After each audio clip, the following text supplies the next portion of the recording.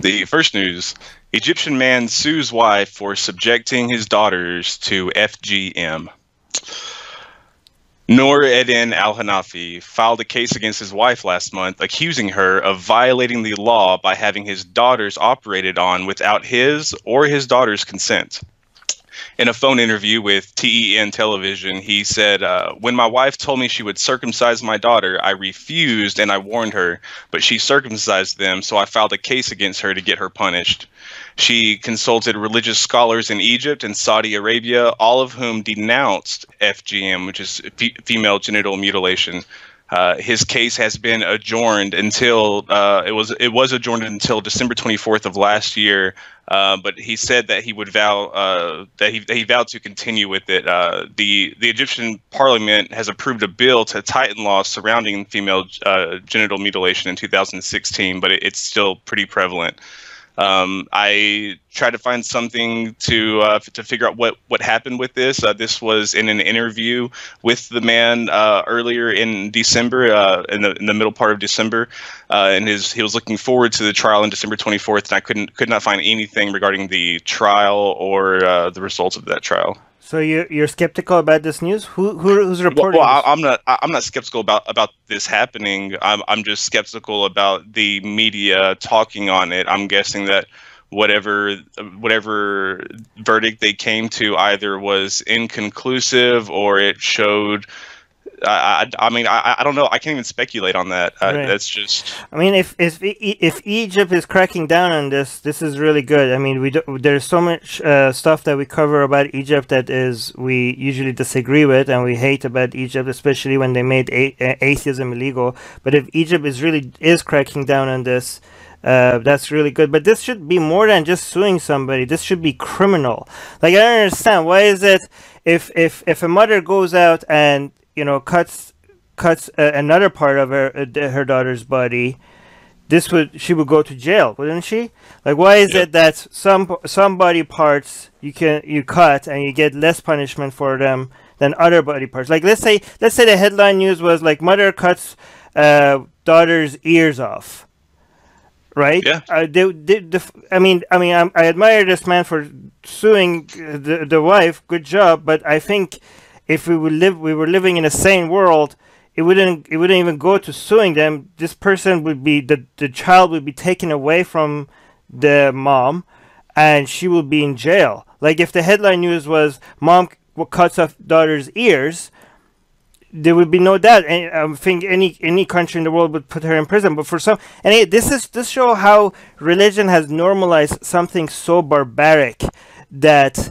The only way that we accept it is because of the normalization by religion. I mean, even among secular people, cutting off genitalia has become normalized because of the influence of religion.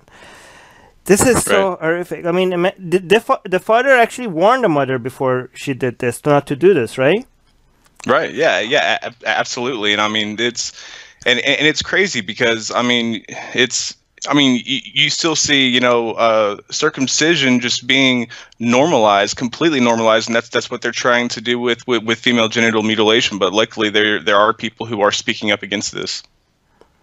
By the way, we have on Facebook, we have someone from Egypt, Omar, saying atheism isn't legal. Yeah, that's what I said. Atheism became illegal in Egypt. It isn't recognized. Yeah, but this is.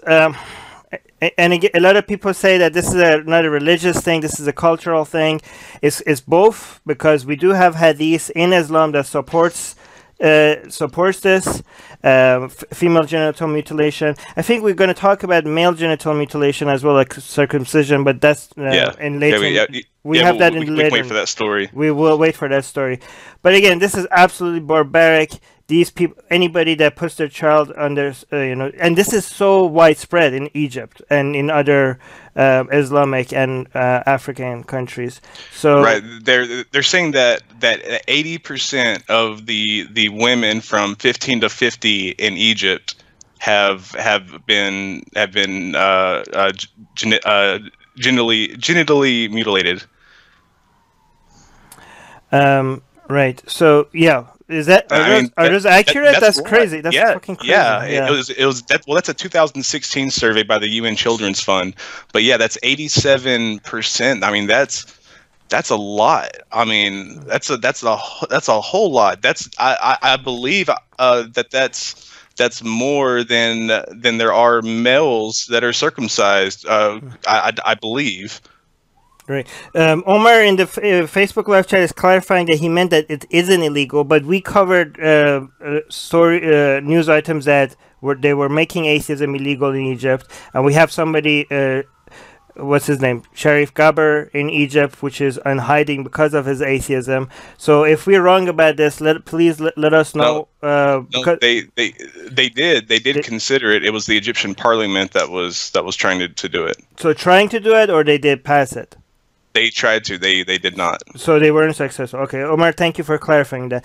Edward is saying that I think he's giving us the hadith from. I'm not going to read the narration. I'm just going to read the circumcision is a law for men and a preservation and of honor for women.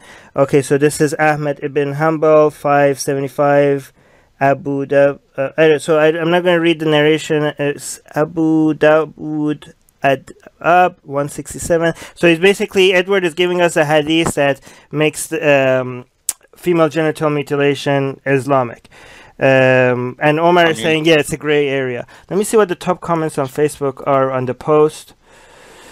It's not a gray area when almost 90% of the women are being done, and it's being done Omar, by an.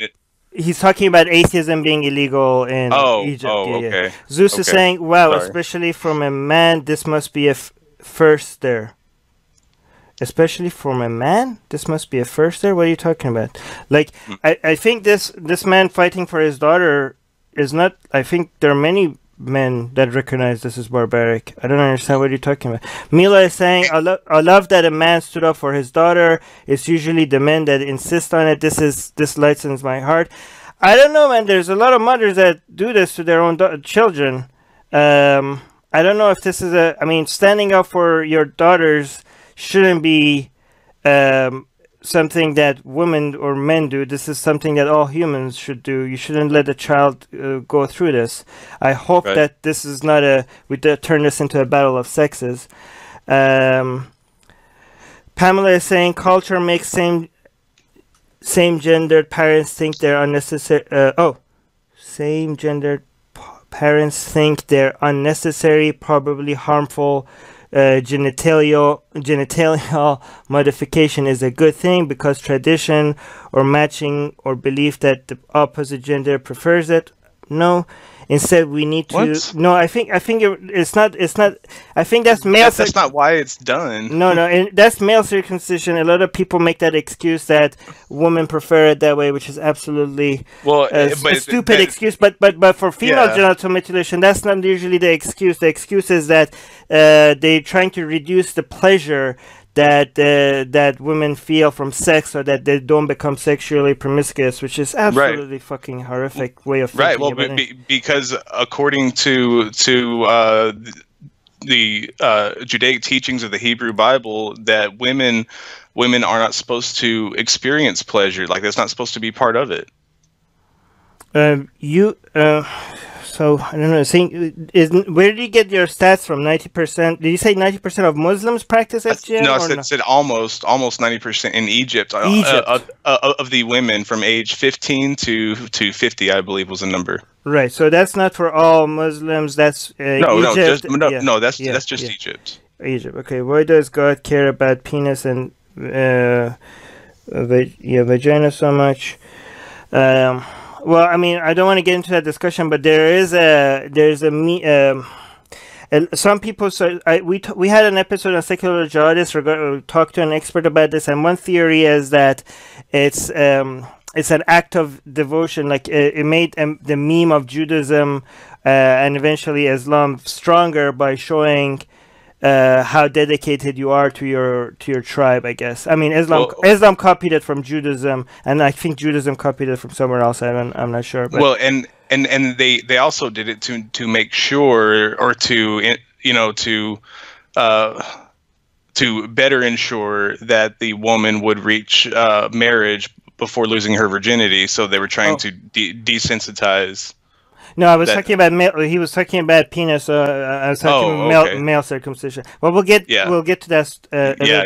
I can't wait for that one. Yeah. Okay. So Sophia is saying he did the right thing. FGM must stop. I definitely agree. By the way, we should tell people what FGM means, because some people don't know. Female genital mutilation. I think male circumcision should also be called male. Instead of calling it circumcision, they should call that male genital mutilation, because the word mutilation is a good way of describing this thing. They shouldn't just, circumcision is an easier way to like ignore it as something horrific. In the YouTube live chat, Antediluvian Atheist says, if you want to cut bits of yourself, bits off yourself, go nuts. It's your body. I mean, don't cut bits off of other people. You don't. People say, "Oh, it's my child. I get to do whatever I want." No, you don't own your child. You can't decide something for them before they get to decide it from them. If you're an adult, I mean, cut off your own arm if you want to. I don't give a shit. I mean, actually, maybe. This is something that they can't go back later. Like, this isn't like your parent deciding what haircut to give you, because you can always decide on that later. It'll grow back. This is something that is very much life changing. Yeah. You shouldn't be able to make a decision for. So, like, imagine if you did this to an adult. Like, if you went to the street and with a van and just got somebody into a van and just put them down and tied them out and just cut off their genitalia, right? If this was covered in the news, people would be like, "What the fuck? Let's go find these people and arrest them," right? But apparently, if you do it to an adult, people are shocked. But if you do it to an infant, that it doesn't have any way to fight back or to say that no, please. By the way, did you know that they do it? I didn't know this, but they do it without anesthetics. Like, they are feeling every bit of that. And it's usually done by a designated I want to say midwife, but that's not the right term. But it's a person who's designated, usually by the local imam or whatever, who goes from house to house with razor blades doing this. And usually it's either the mother or the grandmother that ceremoniously holds the girl's legs apart. So they're torturing infants. And and most of these little girls, most of these girls in their accounts, they don't know that this is going to happen until she's coming in there telling her to take her panties off and she's having her legs held open. So, like, if it was in the news, like, let's say that there was in prison, they were cutting people's genitals as a means of torture. Without people would be like so horrified. But when infants are experiencing the same pain, why is it like right now as we speak there are many infants right now experiencing shitload of pain, and no, people are not doing anything about it. But I mean, there are many people. Well, they won't do anything about it. There are many activists, actually. Yeah. Well, they won't do anything about it because there are no victims of this, no victims of it happening that can advocate for themselves. They have nobody to stand up for them. But by the way, let's not say that there's nobody, because there's a lot of activists out there doing it. Like, there's not enough. There's not enough. But shout out to Ian here CLE for being one of the leading voices against this act of barbarity. Anything in the YouTube live chat that we need to read? I think that was the last one with Atheist Republic tagged. Antediluvian says it's not that it's an infant; it's that it's tradition, culture. Yeah. I mean, what? Wait, what? It's not. I don't know. I'm confused on. It says it's not that it's an infant; it's that it's tradition, culture. I think maybe they're trying to say that it doesn't matter that it's a baby; it matters that it's a problem at all. Right. Maybe. No, I'm talking about how helpless they are. Like, we're going through this, and if you say, oh, they're not going to remember, well, they're experiencing pain right there. The fact that they're not going to remember doesn't mean that they haven't experienced pain. Well, and they might not experience the pain, or they might not remember the experience of the pain, but they will be experiencing less sensation for the rest of their lives. Yeah, but even if they don't, even if it doesn't have, which it does have lasting cost to it, but even if they didn't, the fact that they're experiencing that shitload of pain at that time is enough for it to be this is a crime against humanity, I think. This is basically torture being done on a mass scale to a whole bunch of people, and the world is just watching. Atheist Republic wants to give atheists a louder voice. Let's show them that we're listening, no matter which language they speak. With your support, we will be able to produce our shows in Arabic, Spanish, Persian, Portuguese, Malay, Bengali, Urdu, Hindi, and other languages. Help us get there. Check in the description for ways you can support our projects.